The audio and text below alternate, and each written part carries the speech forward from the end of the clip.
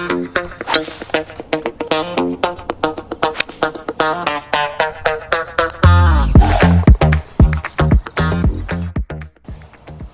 everyone, this is Zach from the DIY Golfer. Today I've got a special little video for you. We are at the front nine of Hickory Woods Golf Club just out of Cincinnati, Ohio.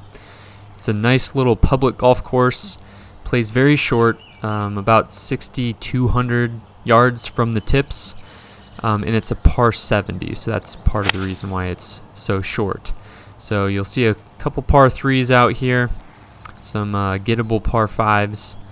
But the theme of this video is going to be stress-free golf.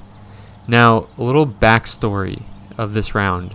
I have not really practiced or played golf in the last 5 years. If you saw my last video, that was kind of my first time out for the year, and probably my fourth or fifth round in the last 5 years since graduating college. I played D1 college golf and was a bit burnt out, so getting back into it, really enjoying myself, but also kicking off a good amount of rust, as you can see by that chip shot.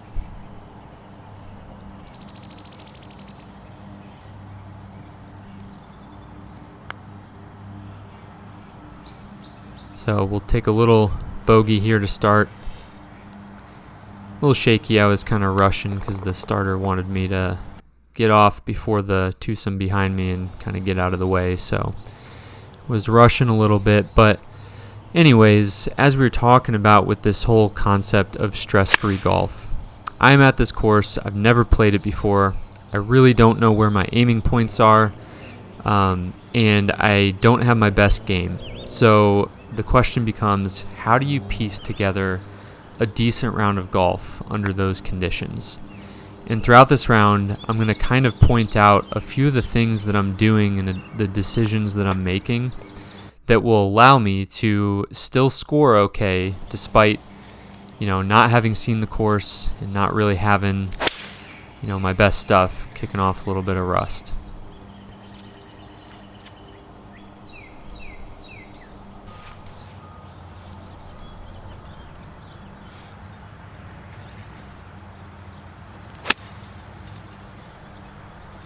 Was really happy how I played this hole. It's a pretty short, easy par 4, but you can see we stuck it in there close and had a real short birdie putt. Notice how my head stays down as you watch through the round here. Just watch my head. It'll stay down for at least a second after hitting those short putts. Absolutely put this one on a rope. Probably my best shot of the day. That was with a 3-iron from about 240 yards. So that was a real big confidence booster after making that birdie on the last hole to get back to even.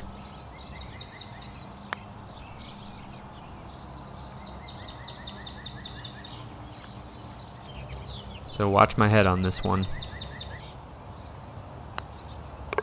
Kind of see it stay down there for the first second after hitting it. That's a real big key on those short putts, if, of course, you're putting everything out. I know several of you have probably taken some gimmies, giving it to each other.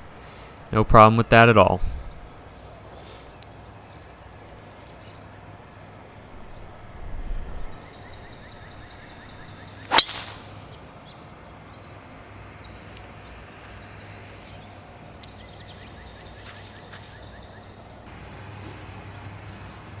Alright, so at this point we're starting to get into the holes where I can start pointing out a few things that I was thinking about and doing during this round. This was supposed to be a little bit of a layup shot. Kind of yanked it a little bit to the left. But this next shot, I want to point out how, yes, I'm going to, blow this by the pin.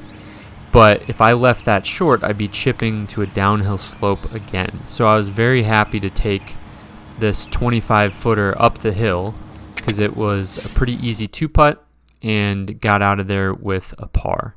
So that was a theme of this round here, and that's why I wanted to talk about stress-free golf, is because a lot of these, short game shots I'm hitting, despite having a very shaky short game during this round, I was making sure that I wasn't compounding mistakes. So right here, I hit a great shot, just got the yardage totally wrong and found myself hit into a downhill slope short-sided. But I put the ball back in my stance and just kind of hit a low one into the rough, couple hops, and onto the green. Unfortunately, I was not able to get a camera on this or make the putt.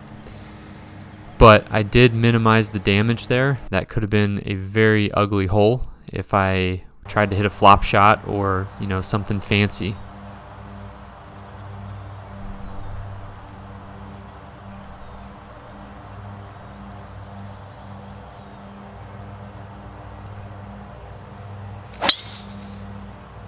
Now, this was a little bit of a mistake. I probably should have been hitting 3-wood, but I hit driver here despite not really knowing what the hole looked like, and found myself about 90 yards straight up the hill in the rough with about 15 yards of depth to that green. So there was really no shot here, and I played a decent one, but still found myself behind the green with a tricky little delicate chip shot.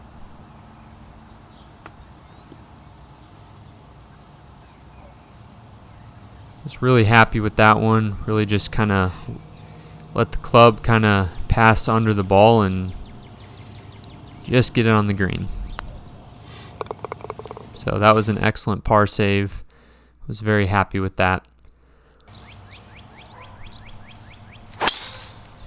And here on this hole, this was very interesting because I was aiming far right of where you saw that ball go, and it turns out this was a dogleg left. So I missed it in the correct spot. I would have probably been in someone's backyard over there on the right.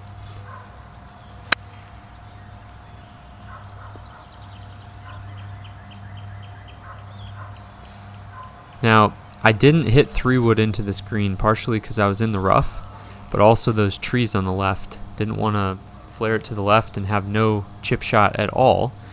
You can see I kind of laid it back, and now I have a nice birdie opportunity.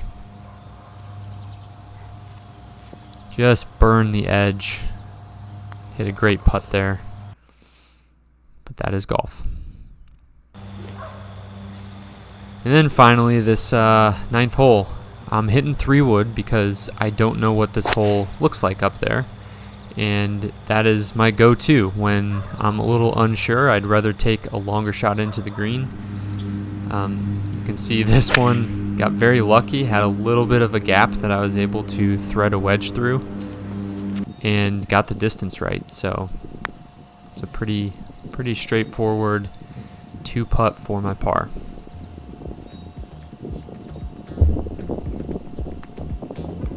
And clean that up, and that is a wrap for this round. If you enjoyed this video, be sure to hit that like button, subscribe to the channel, and let me know in the comments if you liked this format, if there's something you want me to talk about, maybe make it a little longer, shorter, let me know. In the meantime, you can get a free personalized practice plan from my website, so go hit that link in the description, and I will send you some ideas of how you can practice a little bit more effectively and get your game in shape.